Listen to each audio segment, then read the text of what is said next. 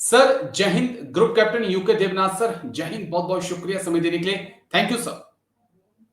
जय हिंद राजेश।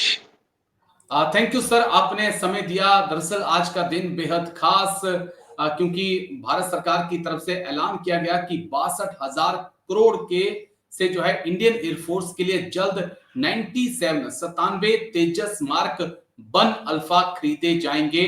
और इससे पहले भी एक बड़ी अहम डील हुई थी जहां पर 83 फाइटर जेट तेजस जो है उनको खरीदने की बात हुई थी।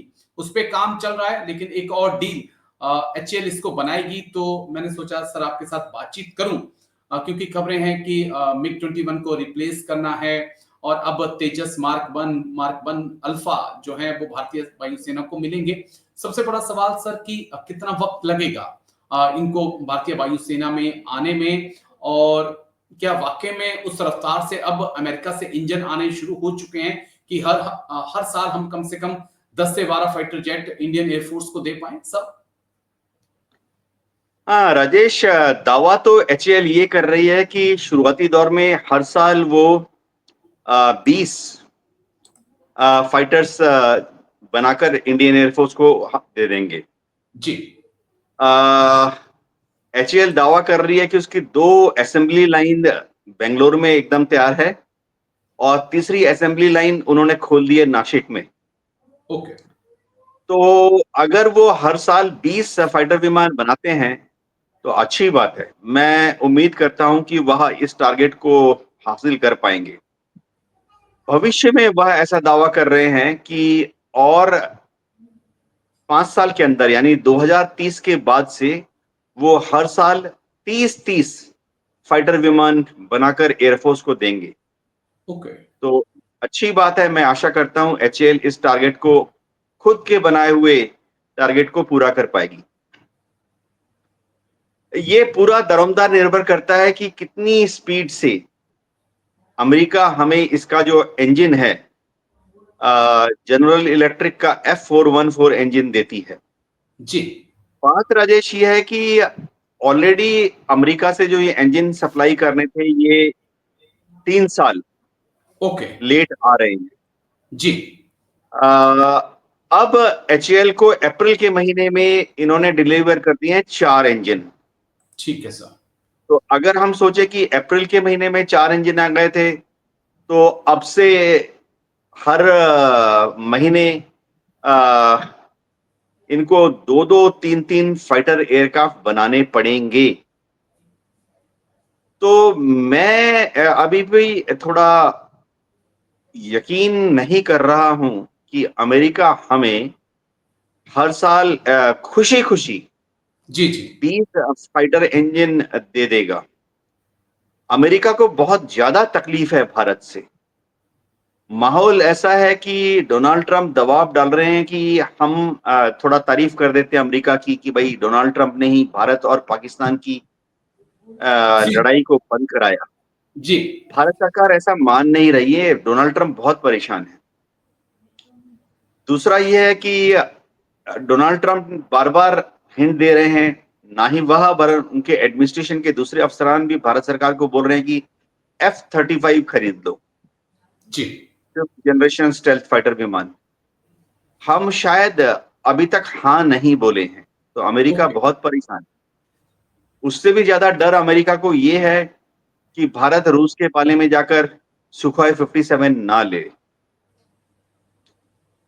तो अगर ये इंजन आते हैं, और ये बहुत बड़ा अगर है, अमेरिका हमें खून के आंसू रुला रुला कर ये इंजन देगा। ठीक है सर। अगर आप सोशल मीडिया देखें तो पूरा सोशल मीडिया भरा हुआ है कि अमेरिका में अब एक भारत सरकार विरोधी लहर चल पड़ी है। कुछ सोशल मीडिया ऐसे दावा कर रहे हैं कि शायद अमेरिका यानी डोनाल्ड ट्रंप मोदी जी को अपदस्थ करने की कोशिश कर रहे हैं।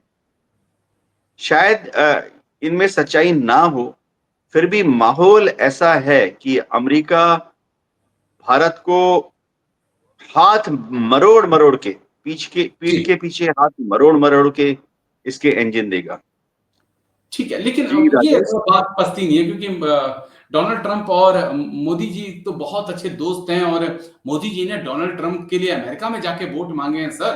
कोई मजाक की बात थोड़ी है। हिंदुस्तान में भी वोट मांगे हैं, अमेरिका में जाके वोट मांगे हैं, तो इससे बड़ी फ्रेंडशिप और क्या हो सकती है।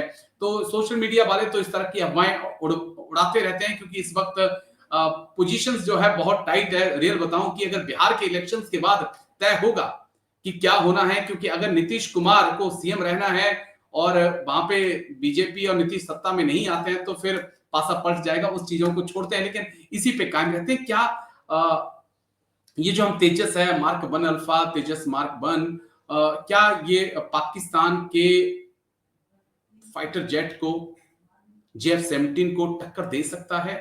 इसको लेकर हमेशा चर्चा होती है कि वाकई में दोनों का मुकाबला बराबर का है sir.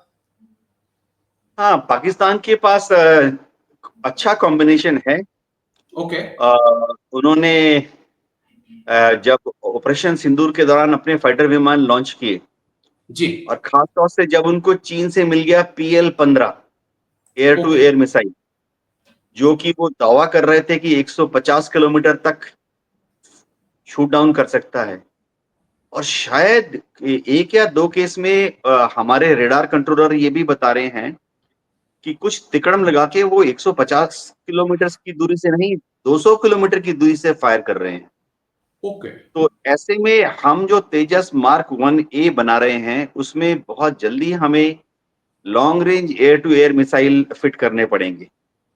Bharat AMRAAM advance medium range air to air missile trial कर रहा है तेजस पर बहुत जल्दी। जी। तो ये ट्रायल अगर सक्सेसफुल हो गए, जैसे सुखोई से जब हमने एमराम के ट्रायल किए, तो जी। सुखोई ने 120 किलोमीटर की दूरी से लॉक ऑन हासिल किया और लॉन्च कर दिया एमराम को। उड़ीसा में बालापुर के पास एक जगह है चांदीपुर, वहां पर ट्रायल किए थे, एयर टू एयर रेंज है। ओके। तो तेजस मार्क 1 पे, तेजस मार्क 1A पर अगर इमरान का ट्रायल सक्सेसफुल हो जाता है, तो अच्छी डिटरेंस ये दे पाएगा पाकिस्तान एयरफोर्स को। ओके लेकिन मैं बता दूं कि युद्ध क्षेत्र में तेजस अकेला कभी पाकिस्तान एयरफोर्स के साथ युद्ध करने में मुश्किल पड़ जाएगा। तो हमेशा पैकेज का हिस्सा होगा। युद्ध ओके। भूमि में जब पैकेज जाएंगे, तो उसमें रफायल भी होंगे, बढ़िया ठीक है। जहाज है। उसमें सुखोई 30 भी होंगे, शानदार जहाज है। जी। उसी पैकेज का एक हिस्सा तेजस भी होंगे। जैसे यानी कि हम आपका कहना है कि ये टीम गेम होता है, कोई अब 30 मार्का नहीं होता, कि वन मैन आर्मी वाला हिसाब नहीं है। यहाँ पर एक टीम वर्क होता है, जिस प्रकार से क्रिकेट की पूरी टीम होती है। कई बार कोई एक प्लेयर सेंचुरी मार देता है, कोई 5 विकेट ले लेता है, तो मैच जीत जाते हैं। लेकिन पूरे मैच को खेलने में कंट्रीब्यूशन सभी का होता है। बस एक आखिरी पॉइंट जो मैं आपसे समझना चाहूंगा, क्योंकि एक दो खबरें और बड़ी इंटरेस्टिंग आ रही हैं इंडियन एयरफोर्स से जुड़ी हुई, कि रूस ने भी भारत को SU-57 ऑफर किया है, ट्रांसफर ऑफ टेक्नोलॉजी के लिए वो तैयार है।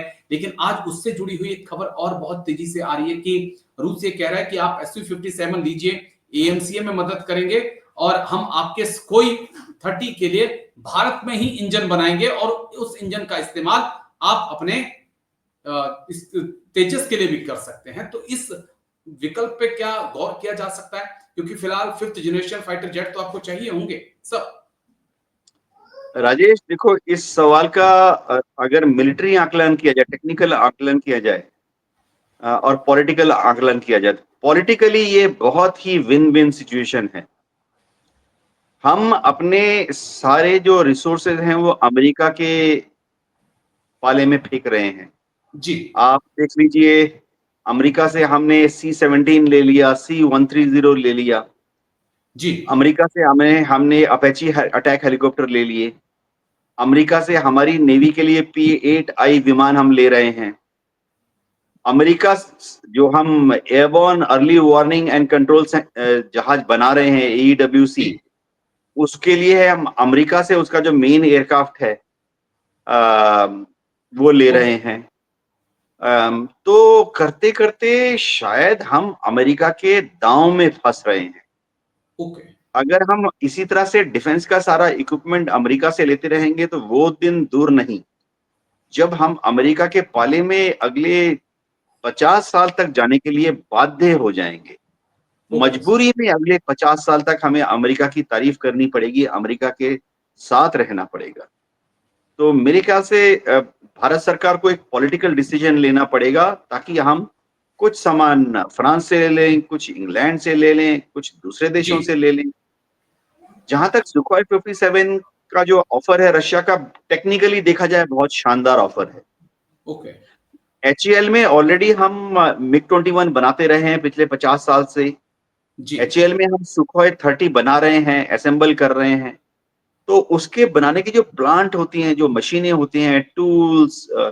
टेस्टर्स होते हैं, लेबोरेटरी होती है, वर्कशॉप होती है, ग्राउंड सपोर्ट इक्विपमेंट अलग-अलग तरह की होती हैं, बिल्कुल सर। जिग्स होते हैं, शीट कटिंग मशीन होती है, ये सब ऑलरेडी एचएएल में लगे हैं। जब ओके। हमने मिग 21 से सुखोई 30 में चेंज किया था, हमें कोई दिक्कत नहीं हुई, जी। क्योंकि ये जो tool, testers, calibration equipment, laboratory, workshop, ground equipment, ये सारा मिग 21 का और सुखोई 30 का नेचुरल कॉमन कैरी ओवर था। जी।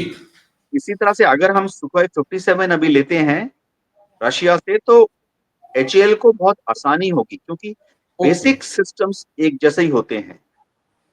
जो ठीक है सर। अगर आप देखो, हाइड्रोलिक सिस्टम एक जैसा होगा, बिल्कुल हाइड्रोलिक सर। पंप एक जैसा होगा।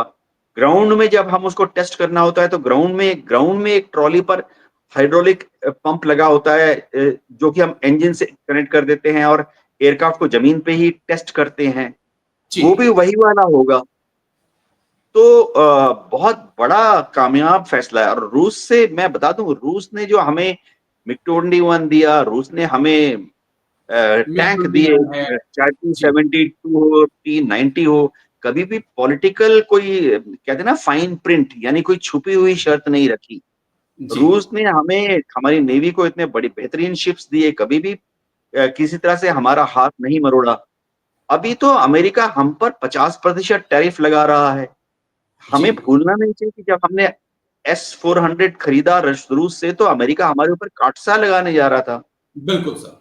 और तो ये ये अब जब टैरिफ नहीं दोनों, रहे, अमेरिका ने आज कह दिया कि ये टैरिफ नहीं है, ये प्रतिबंध है, रिस्ट्रिक्शंस हैं आपके ऊपर कि आप रूस से हथियार खरीद रहे हैं। बस एक आखिरी पॉइंट है सर, जिसके ऊपर छोटी सी टिप्पणी मैं आपसे चाहूंगा, क्योंकि